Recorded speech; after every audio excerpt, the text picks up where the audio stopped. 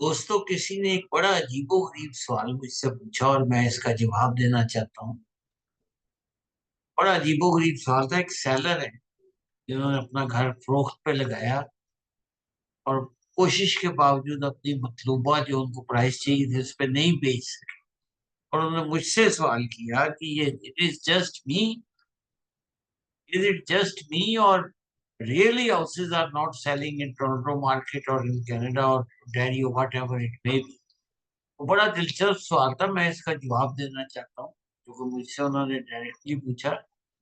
मेरा नाम है इरफान बाबा मलिक है, मैं ब्रोकर हूँ रीगा स्कूल में। मेरा नंबर है 4168906601।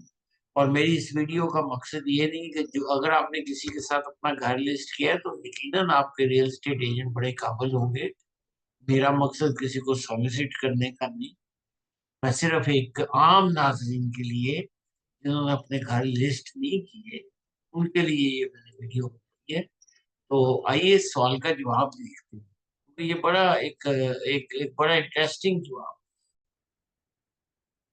तो जिन दोस्त ने ये सवाल किया उनकी खिदमत में गुजारिश चंद पेश रखना चाहता हूँ कि क्यों आपका घर नहीं बिका और क्यों आप अपना घर बेचने से मायूस हो गए और जिंदगी भी खत्म कर दी और अब घर सेल पे भी नहीं है आपका।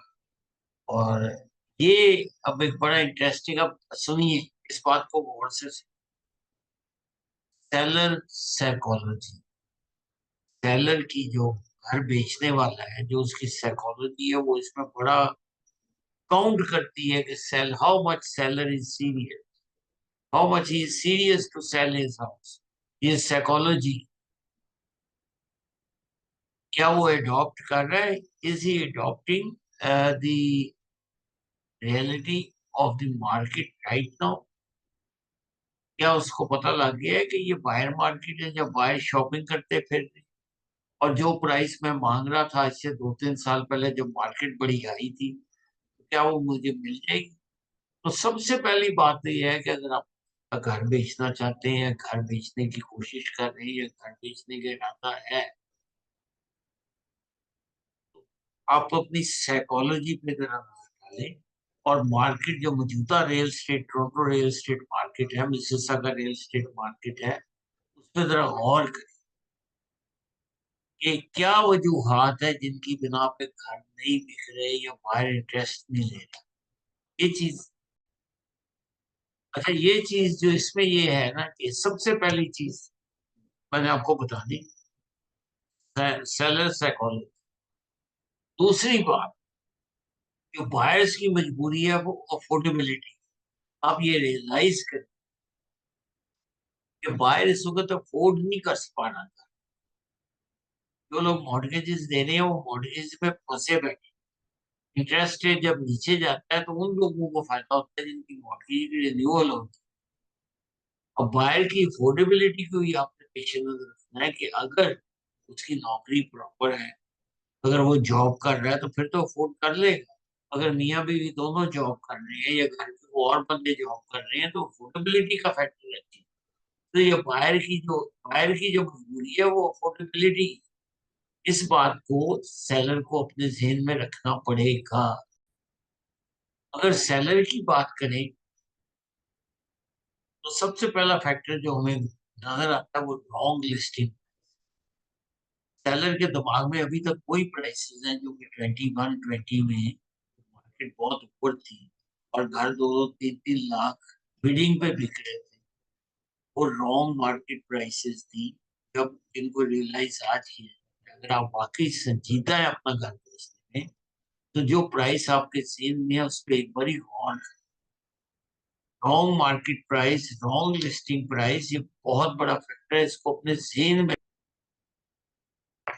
घर अगर आपने बेचना है तो घर को साफ सुथरा रखें। बैड, वो कहते हैं ना कि didn't stage the property properly.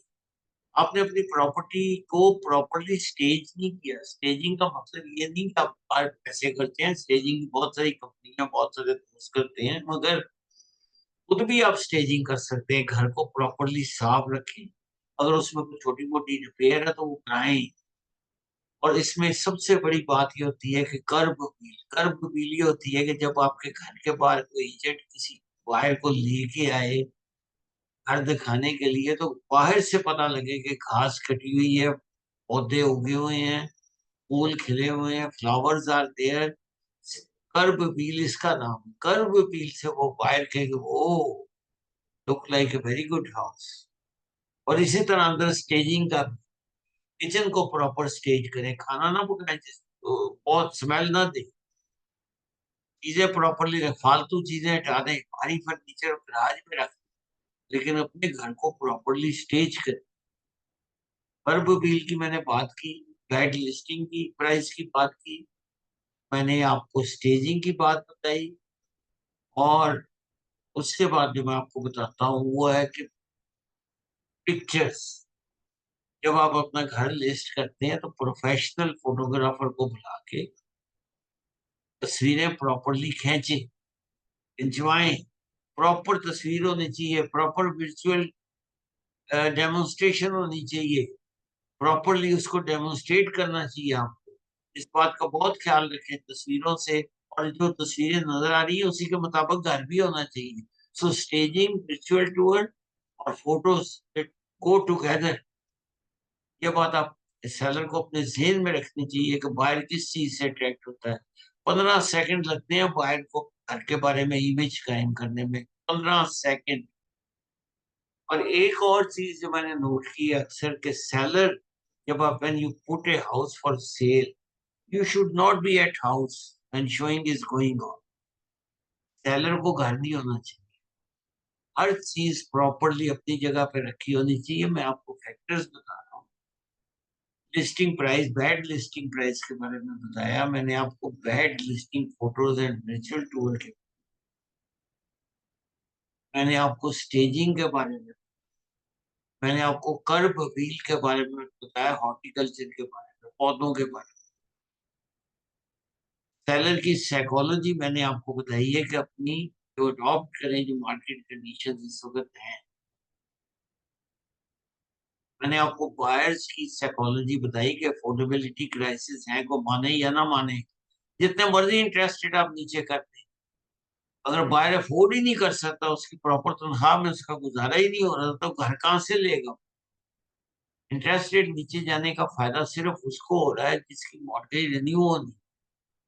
जब तक बैंक अपनी कंडीशंस नरम नहीं करेगी, अपना अप्रूवल रेट जो है हाई नहीं करेगी, 20% पे को छोड़ के अगर 5 या 10% मॉर्गेजेस नहीं देनी शुरू कर देंगे, बायर किस तरह अफोर्ड करेगा।